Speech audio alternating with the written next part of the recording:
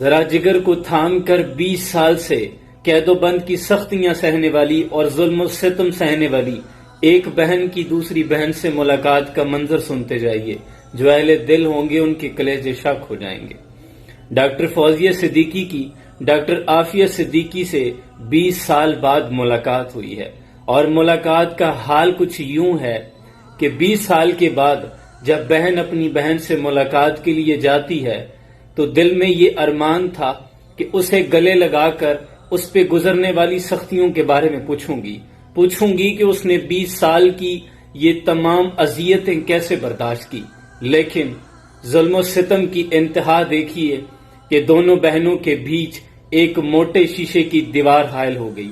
وہ شیشے کی دیوار ان کے لیے ایک دیوار چین ثابت ہوئی. 20 سال کی طویل جدائی، آپ صرف اس جگہ پہ خود کو رکھ کر محسوس کریں کہ ایک بہن سے آپ کی ملاقات ہونی ہے اور 20 سال ہو گئے ہیں اسے ظلم و ستم سہتے ہوئے.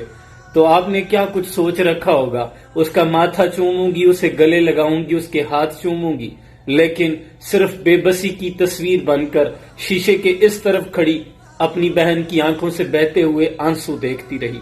بہن نے 2.5 گھنٹے کی ملاقات میں 12 مرتبہ صرف یہی کہا کہ مجھے اس جہنم سے نکالو. فوزیہ صدیقی کے مطابق ڈاکٹر عافیہ صدیقی کے سامنے والے 4 دانت توڑ دیے گئے ہیں. اس کے ماتھے پر زخموں کے نشان تھے.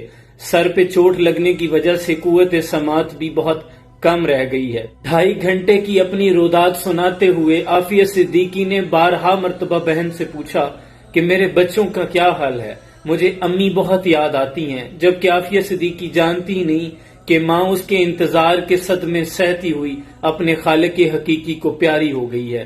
ڈاکٹر فوزیہ صدیقی کو یہ تک اجازت نہ دی گئی کہ عافیہ صدیقی کو اس کے بچوں کی تصاویر دکھا سکے، اس کی ماں کی تصویر دکھا سکے.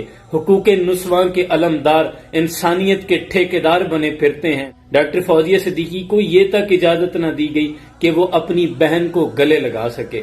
ہاں ہیں ہمارے وہ سو کالڈ ارباب اختیار، ظالم حکمران جن کے کانوں پر عافیہ صدیقی کی سسکیاں نہیں پہنچتی. صد افسوس کہ مسلمانوں کی غیرت ایمانی اب دم توڑ چکی ہے. اگر نہ مری ہوتی تو عافیہ صدیقی یوں قید و بند کی سختیاں نہ جھیل رہی ہوتی. وہاں فلسطین کی مائیں جھولیاں اٹھا کر یہ سوال نہ کرتی کہ اب کوئی سلطان صلاح الدین ایوبی نہیں آئے گا. مقبوضہ کشمیر کی بچیاں دریائے جہلم کے کنارے کھڑے ہو کر یہ صدائیں نہ لگاتی کیا محمود غزنوی کے گھوڑے نہیں آئیں گے، اب کوئی سلطان التمش نہیں آئے گا، کیا کوئی محمد بن قاسم نہیں آئے گا. ہاں میری بہن، اب یہ سب نہیں آئیں گے، کیونکہ اب اسلام امن کا درس دیتا ہے. اب کوئی سلطان صلاح الدین ایوبی پیدا نہیں کرتا.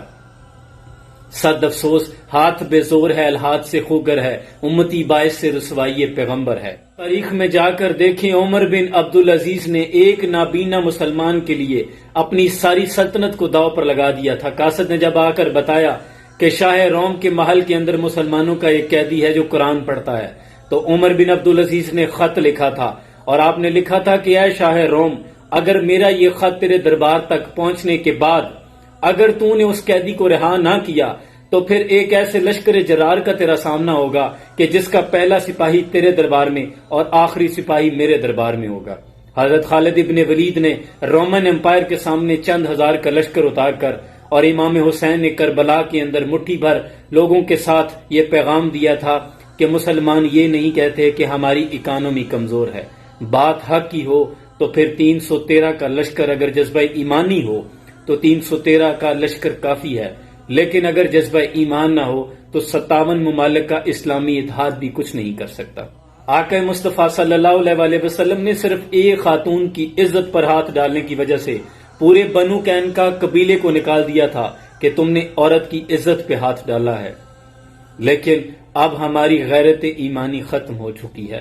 اللہ سے فریاد ہے کہ اے یوسف کو کنویں سے محفوظ رکھنے والے مالک، ابراہیم علیہ السلام کو آگ میں محفوظ رکھنے والے مالک، اور یونس علیہ السلام کو مچھلی کے پیٹ سے زندہ نکالنے والے اللہ، تو عافیہ صدیقی کے لیے واحد سہارا ہے، کیونکہ ہمارے ایمان ختم ہو چکے ہیں. اور وہ لوگ جو یہ سمجھتے ہیں کہ ہم کچھ نہیں کر سکتے، صرف عافیہ صدیقی کی آواز کو اتنا بلند کریں کہ ایوان لڑکھڑانے لگیں. اس کے نام کو اتنا پکارو، اتنا ٹرینڈ بناؤ. اس کو فضول ٹرینڈ تو بناتے ہو، یہ بھی ایک ٹرینڈ بناؤ کہ ہمیں اس کی آزادی چاہیے.